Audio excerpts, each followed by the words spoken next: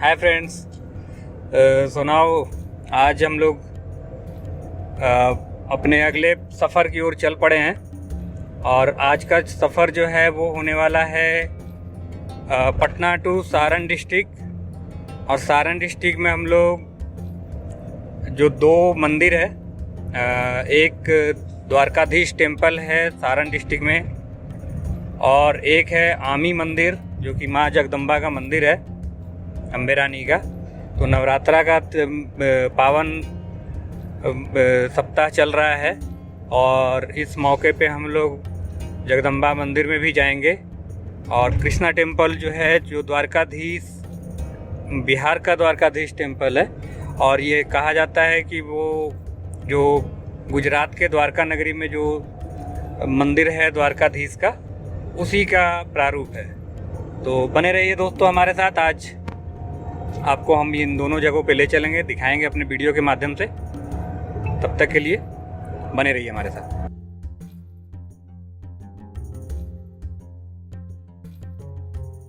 So friends, अब हम लोग यहाँ पे आमी मंदिर आ चुके हैं और ये यहाँ पे गंगा जी का व्यू है। और जस्ट जो आमी मंदिर है, जो माँ जगदम्बा का मंदिर है, वो गंगा जी के तट के ही ऊपर बसा हुआ है और बहुत ही प्राचीन मंदिर है ये। अभी हम लोग चलेंगे मंदिर के अंदर, मंदिर के प्रांगण में, और देखेंगे वहाँ पे क्या है देखने को और सुनने को, समझने को। फ़िलहाल अभी हम लोग गंगा जी के तट पे हैं और यहाँ पे आप देख सकते हैं गंगा जी का बहुत ही उन्मुक्त नज़ारा है यहाँ पे। तो अब चलते हैं हम लोग मंदिर की ओर।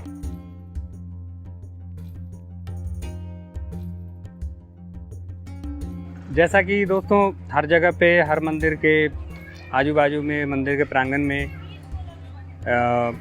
पूजा सामग्री के, प्रसाद के और जो रिलेटेड चीज़ों के शॉप्स होते हैं, तो यहाँ भी हैं। और आप देख सकते हैं हमारे आजू बाजू में काफ़ी सारी दुकान सजी हुई है।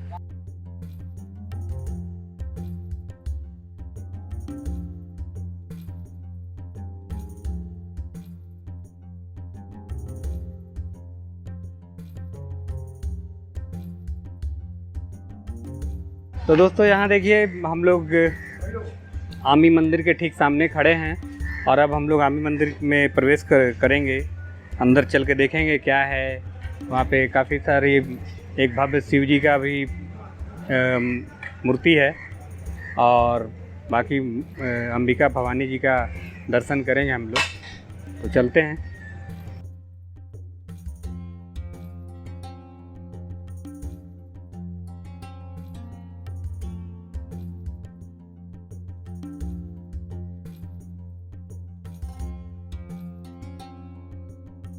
काफ़ी खूबसूरत मंदिर है यहाँ पे, चारों तरफ एक किलानुमा ढांचा से घिरा हुआ।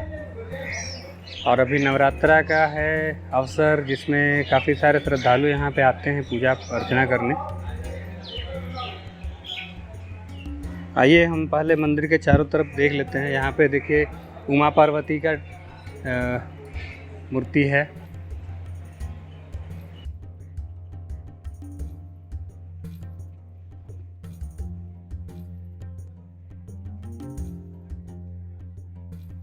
ये एक भोले बाबा की एक बड़ी सी मूर्ति है। यहाँ पे एक भोले बाबा की बहुत विशाल प्रतिमा है, भोले बाबा का अपने नंदी के साथ, और साथ में गणेश जी भी हैं।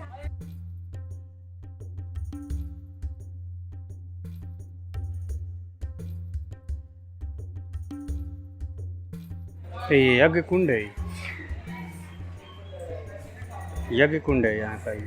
तो आइए दोस्तों, अब चलते हैं मंदिर के अंदर और वहाँ पे देखते हैं अंदर का देवी माँ का प्रारूप।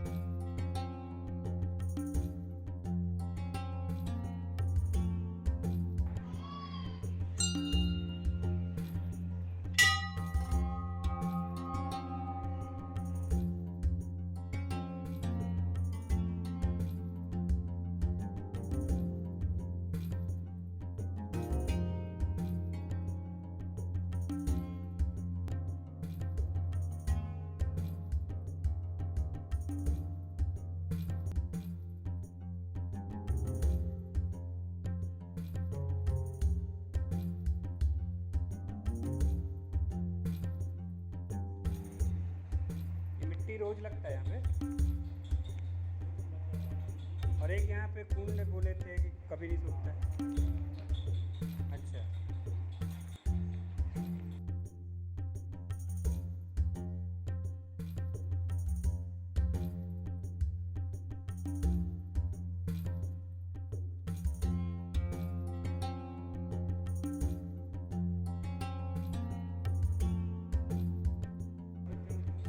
आपका नाम क्या हुआ?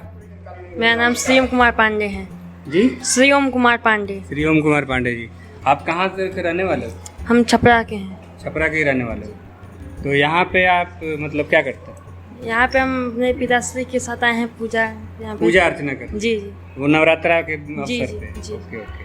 मतलब नवरात्र में जो यहाँ पे भक्तजन आते हैं 9 दिन रह कर के भी पूजा अर्चना करते हैं, तो उन्हीं में से एक हैं ये। तो ये भी आए हैं यहाँ पे पूजा अर्चना कर। 9 दिन आप लोग रह के यहाँ पूजा अर्चना कर रहे जी हैं? जी जी। 9 दिन ये लोग रह के पूजा अर्चना कर रहे हैं। ठीक है जी, आपको बहुत बहुत धन्यवाद। आप सर? बिल्कुल बिल्कुल, आइए। मैं आचार्य आनंद पांडे, मेरा घर यहाँ से 17 किलोमीटर की दूरी पे है, जो गरखा के चिंतामनगंज बाजार के नज़दीक रहमपुर मेरा गांव है। अच्छा, गरखा। गरखा।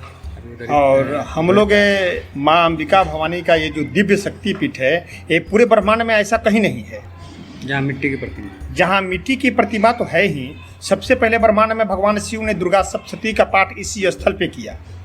फिर राजा सुरथ और समाधि नाम के बनिया, राजा सुरथ का राज छिन गया था और समाधि नाम के बनिया अपने परिवार के लिए बहुत कुछ किया।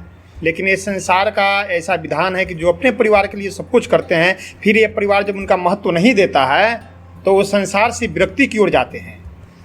तो राजा सुरथ का राज छिन गया था और समाधि नाम का जो बनिया थे, उन्होंने वैराग्य ले लिया, संन्यास ले करके, और एक जंगल में आ गए थे। इसी ये स्थान के ऊपर यहाँ मेधा मुनि, क्रौष्टकी मुनि नाम के ऋषि एक रहते थे, जिनके सानिध्य में उन लोगों ने रह करके यहाँ पर तपस्या किया। और वो ऋषि के द्वारा बताया गया कि आप लोग यहाँ पर रह करके तपस्या करिए और आपके मनोरथ पूर्ण होंगे। इस तपस्या को 3 वर्षों तक करना होगा। तो राजा सुरथ और वैश्य के जो मार्गदर्शन दिए, दुर्गा सप्तशती के 13 अध्याय में आया है, सच वैशस तपस्तेपे देवी सुक्तम परम जपम तौ तस्मिन् पुलिने देव्या कृत्वा मूर्ति महिमयीम। अर्थात इस गंगा तट की मिट्टी उठा करके राजा सुरथ और वैश्य ने भगकार की दिव्य प्रतिमा बनाई। ये जो माँ अंबिका की पिंड रूप का जो प्रतिमा है, ये भगकार की प्रतिमा है। और 3 वर्षों तक उन्होंने यहाँ घोर तपस्या किया। ददतुस्तौ बलिं चैव निजगात्रा सृगुक्षितम एवं समराधयतोस्तिर्भिर्वर्षयतात्मनो। जब 3 वर्षों तक राजा सुरथ और वैश्य ने देवी सुख का प्रतिदिन उन्होंने जप किया, पाठ किया, निराहारो यथाहारो तन मनस्को समाहितो, उसके बाद में वो निराहार रहने लगे। अर्थात निर मतलब जल का आहार लेकर के यहाँ घोर तपस्या किए।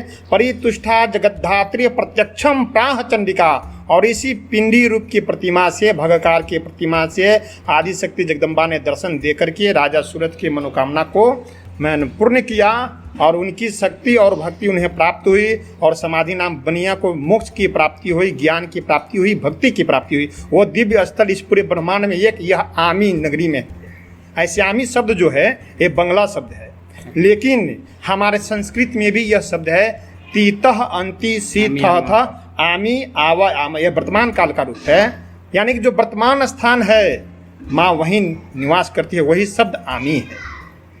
और हम लोग जब से यहाँ पे पूजा पाठ करते हैं अद्वितीय लाभ होता है, सोच नहीं सकते हैं। यहाँ सारी शक्तियाँ विद्यमान हैं, हम अपने नश्वर नेत्र से नहीं देख पाते हैं, लेकिन महसूस करते हैं। जो मैं आपसे बात कर रहा हूँ, इससे हमारे शरीर के सारे अंग के जो रुआं हैं ये खड़े हो जा रहे हैं। जैसे लगता है कि ये शक्तियाँ हमारी बातों को श्रवण कर रही हैं और इनकी कृपा हमें, आपको और पूरे ब्रह्मांड के लोगों को प्राप्त हो रहा है जी। यही है माँ से निवेदन है कि आप भी नवरात्र में आए हैं, इसके द्वारा जो भी आप लाइव जहाँ भी दिखाएं, हम लोग माता का निवेदन करते हैं, आग्रह करते हैं, विनती करते हैं कि इसकी भक्ति की प्राप्ति सब किसी को हो, सबका कल्याण हो, सबकी रक्षा हो। जी, बहुत बहुत धन्यवाद आपका। और यहाँ पे जैसे कहा जाता है कि ये जो गंगा नदी है, कभी मतलब कितना भी बाढ़ आता है, जी जी, कितना भी पानी गंगा जी में बढ़ जाता है, मगर मंदिर के परिसर में नहीं आता है, ये बात जी जी, दरअसल बात ऐसी है कि जब राजा सूरत और वैश्य ने यहाँ पर तपस्या किया तो एक गंगा तट है, गंगा भी शक्ति का ही रूप है, ये ब्रह्मांड नायिका है, तो ये सर्वश्रेष्ठ हैं। शक्तियों में एक शक्ति होती है और एक महाशक्ति होती है, तो वो जी, तो ये माँ गंगा आकर के इनके जो प्रथम सोपान है वहाँ तक स्पर्श करके पुनः विलीन हो जाती हैं, यानी कि वापस जाने लगती हैं, तो उससे आगे कभी पानी नहीं, उसकी आगे कभी आ ही नहीं सकता है। और इस साइड से, बैक साइड से, इधर से, ये तो इनका प्रांगण है, माँ अंबिका का प्रांगण है, बगल में फुलवारी है जहाँ से लोग फूल वगैरह तोड़ करके माँ अंबिका की दिव्य पूजन करते हैं, आरती करते हैं। बगीचा भी है यहाँ पे। हाँ हाँ, ये साइड में है। अच्छा, ये वाला। हाँ हाँ, उस साइड में फुलवारी है। और ये जो विशाल प्रतिमा है भगवान शंकर की, के बारे में, ये माँ अंबिका जो हैं, तो ये तो निश्चित है कि शिव और शक्ति एक दूसरे के बिना अधूरा है। तो माँ अंबिका और उनके महादेव अंबिकेश्वर नाथ हैं। अंबिकेश्वर नाथ, हाँ, उनका नाम अंबिकेश्वर नाथ है। जब आप मंदिर के ऊपर देखेंगे तो ऊपर लिखा हुआ है अंबिकेश्वर नाथ। अच्छा, जी जी जी जी। तो शक्ति की कामना से, धन की कामना से, ज्ञान की कामना से ये सिद्धपीठ पे लोग आकर, ये शक्तिपीठ और सिद्धपीठ दोनों है। दोनों जी, सिद्धपीठ इसलिए है कि ब्रह्मांड में दुर्गा सप्तशती की पाठ सबसे पहले भगवान शिव ने आकर किया, उसके बाद में राजा दक्ष ने आकर यहाँ पे यज्ञ किया। जो हमारे नज़दीक में एक दिघवारा जगह है, वो अपभ्रंश शब्द है, उसका नाम है दृघद्वार, वो यज्ञ का दृघद्वार था, तो इसलिए शक्तिपीठ है। और सिद्धपीठ इसलिए है कि भगवान शिव को भी यहाँ सफलता मिली थी। हाँ, शक्ति के बिना शिव अधूरे हैं और शिव के बिना शक्ति अधूरी है, ऐसी बात है। चलिए, बहुत बहुत धन्यवाद आपका। नमस्कार। नमस्कार।